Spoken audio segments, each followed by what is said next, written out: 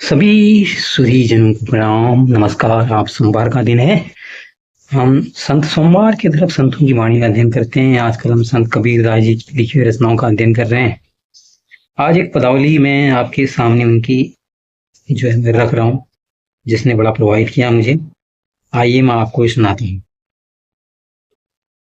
मन रे मन ही उलटी समाना, मन रे मन है उलटी समाना, गुरु प्रसाद अकली बैठो को, गुरु प्रसाद अकल बैठो को, नहीं तरता बेगाना, मन रे मन उलट समाना। ओ लौठी का नेड़े थे दूरी दूर थे नियरा, जिन जैसा कर जाना, मन रे मन ही उलट समाना। ओ लौठी का चढ़िया लेट है, जिन पिया तिन माना, मन रे मन ही उलट समाना।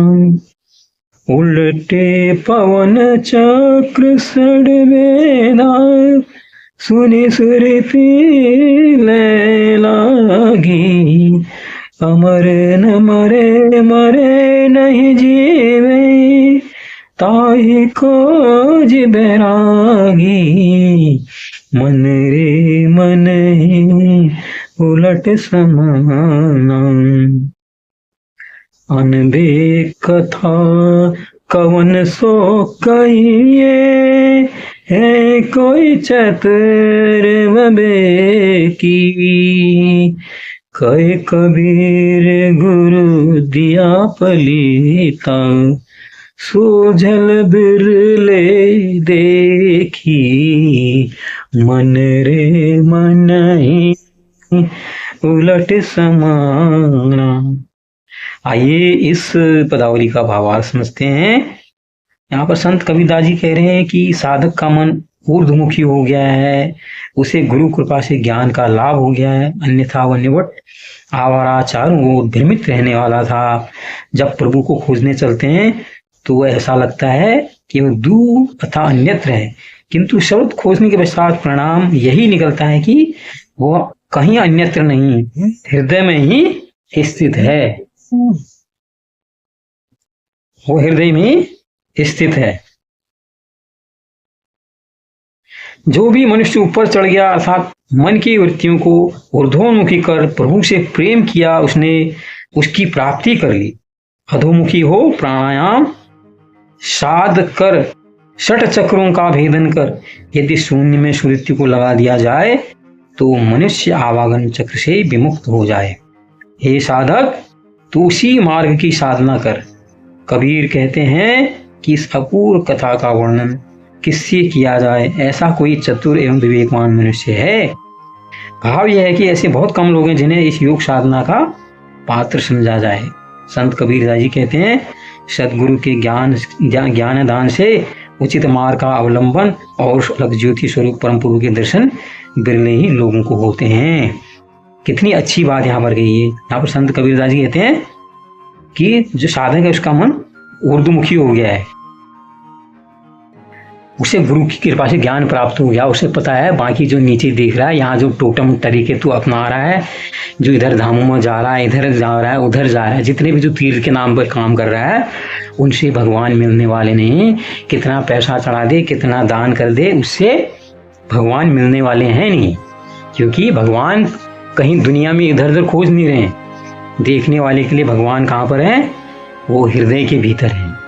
और इस बात का ज्ञान, इस बात का जो दर्शन है, कौन करा सकता है? एक जो अच्छा गुरु होता है वही कराता है कि बेटा इधर उधर मत जा, भटकने की जरूरत कहीं नहीं है तेरे को, तू सिर्फ ध्यान लगा एक अर्थ में। तुझे क्या होना है? निष्काम होना है। तुझे सिर्फ ध्यान लगाना, बाहर की वृत्तियों को, जो माया के खेल है संसार में, जो माया रची गई है उसमें तो कुछ भी नहीं है। अगर तू माया के तरीके से भगवान की, माया तो तुझे हर जगह भगवान दिखाएगी। कोई कहता है फला बाबा के वहाँ जाओ, मेरे को ये प्राप्ति हुई, मुझे वो प्राप्ति हुई, फिर बड़े बड़े लोगों की यहाँ पर बात की जाती है, उसको ये मिला, उसको वो मिला, फला को ये मिला। तो आदमी फिर क्या होता है, उसी के पीछे जाने की प्रयास करता है, कहता है यार उसको मिला है तो मुझे भी मिल जाएगा। जो जितने सारे लोग जो हैं फिर भीड़ लगा के जाते हैं। पहले कभी भीड़ क्या होती, शिरडी में हुआ करती थी, अभी उत्तराखंड के नीम करोली बाबा के आश्रम में हजारों लाखों की संख्या में लोग रोज आ रहे हैं। जब से उन्होंने जो फेसबुक का मार्क जुकरबर्ग है वहाँ जाके उसके कारोबार में उन्नति हुई, इसका कारोबार पहले डाउन हो गया था, वो कारोबार ऊपर चढ़ने लग गया, तो लोग वहाँ जाने लगे। जब लोगों ने सोचा कि वहाँ स्टीव जॉब्स कभी गया हुआ था, उसको बाबा जी के दर्शन भी हुए थे और वो बाबा जी से बड़ा प्रभावित हुआ, तो लोगों ने कहा यार जब वो प्रभावित हो विदेशी, हम क्यों नहीं हो सकते हैं। फिर उसके बाद आपने समय समय पर सुना कि विराट कोहली अपनी पत्नी को लेके, जो इतना बड़ा क्रिकेट खिलाड़ी है, वो गया वहाँ ने बाबा जी के वहाँ दर्शन किए, तो लोग ने कहा यार जब वो गया तो हमें भी मिल सकता है। तो ऐसी उपराष्ट्रपति हमारे जगदीप धनखड़ भी कुछ समय पहले वहाँ गए थे, तो जब उन्होंने कहा ये उपराष्ट्रपति को वहाँ सिद्धि मिल सकती है, हमें क्यों नहीं मिल सकती है। तो हम तो कहने की बात यह है, जो जितना वैदिक ज्ञान है, जितना ज्ञान कहता है, अगर वो बाबा को मिल सकता है, नीम करोली बाबा को जो मिल सकता है, जो पद उनको मिल गया है, वो पद तो तुम्हें भी मिल सकता है। सिर्फ तुम बाबा के चरणों के पास जाने के लिए ही जो कर रहे हो। बाबा ने क्या संदेश दिया, मेरे जैसे बनो, मेरा अनुगमन करो, मेरी चमचागिरी, मेरे वहाँ के कंबल चढ़ाओ, मेरे वहाँ के दान करो, ये थोड़ी कहा बाबा ने। वो तो सिंपल एक गृहस्थ आदमी भी थे, उसके बाद वो सब छोड़ छाड़ के यहाँ पर आ गए, पूरा गृहस्थ परिवार छोड़ के। हाँ, बड़े उसमें रहते थे, जिसमें यहाँ रहते थे तब तो कोई व्यवस्था भी ऐसी नहीं थी। सीधे सपाट चेले चपाटे गांव के आते थे, उनसे गुरु ज्ञान लिया करते थे, जो उनका अनुभव था वो सुनने आया करते थे। अब तो गुरु शरीर रूप में है नहीं, तो वहाँ एक अशरीरी शरीरी गुरु खाली उनके नाम पर। अभी तो जितने लोग यहाँ पर धंधा चलाया जा रहा है, वहाँ पर पार्किंग का धंधा चलाया गया है।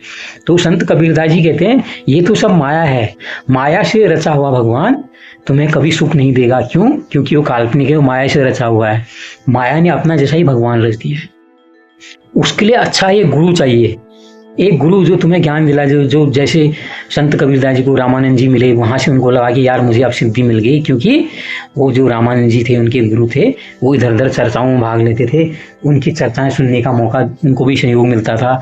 जैसा उनने खुद दिखाया, वो गंगा घाट के किनारे अक्सर बैठा करते थे, और जो गंगा घाट है अपने साधुओं की चर्चा के लिए, वार्तालाप के लिए चर्चित है। तो संत कबीरदास जी को उन संतों के सानिध्य में जाने का अवसर भी प्राप्त हुआ, उनका प्रेम मिलने का उनका अवसर प्राप्त हुआ। वो जो ज्ञान मिलता था, वो ज्ञान की जो अंश हैं कहीं न कहीं संत कबीरदास जी के कान में भी पड़े। तो उन्होंने फिर वो अपने आसपास के लोगों में, जो उनके पास लोग आते थे, उनको वो ज्ञान बांटना शुरू किया। और कहते भी हैं जो ज्ञान बांटता है, ज्ञान बांटता है, उसका ज्ञान और बढ़ता है। और संत कबीरदास जी बहुत घुमक्कड़ प्रवृत्ति थी, इधर उधर घूमने का, प्रकृति को विलोचन करने का। उन्हें प्रकृति को गुरु बना लिया। गुरु का मतलब थोड़ी ये शरीर वाला ही गुरु तो मिल जाए, उन्होंने तो प्रकृति को भी गुरु बना लिया। उनके आप उदाहरण देखो, जितने भी हैं सारे जो हैं पशु पक्षी प्राणी आदि से, उनके जितने उदाहरण मिलेंगे आपको, सब उसमें प्रकृति के अंश मिलेंगे। मछली की बात कर देंगे, कहीं काग की बात कर देंगे, कहीं पर किसकी बात कर देंगे। तो उन्होंने इस प्रकृति को, नेचर को, जहाँ पर हम जन्म लेते हैं, जहाँ रहते हैं आसपास में, उसको अपना गुरु बना लिया। अगर ऐसे ही हम ये माया के आवरणों को छोड़ के, जो प्रकृति हमें शिक्षा दे रही है अलग अलग जीव जंतु के माध्यम से, उसको अगर हम शिक्षा मान लें, तो हम भी क्या है, हमको भी प्रभु के दर्शन पता लग जाएंगे। तो उन्होंने कहा सब कुछ देखने के बाद जो अच्छा है, जानकार है, साधक, उसको पता लग गया यार मैं तो बाहर भटक रहा हूँ, वो तो मेरे भीतर ही बैठा हुआ है, मैं दुनिया जहान ढूंढ रहा हूँ, कस्तूरी बनवा वैसे मृग ढूंढे बनवाए। तो ये थी आज की बतावली की व्याख्या। कैसी लगी जरूर बताइए, लाइक कीजिए, नमस्कार, धन्यवाद।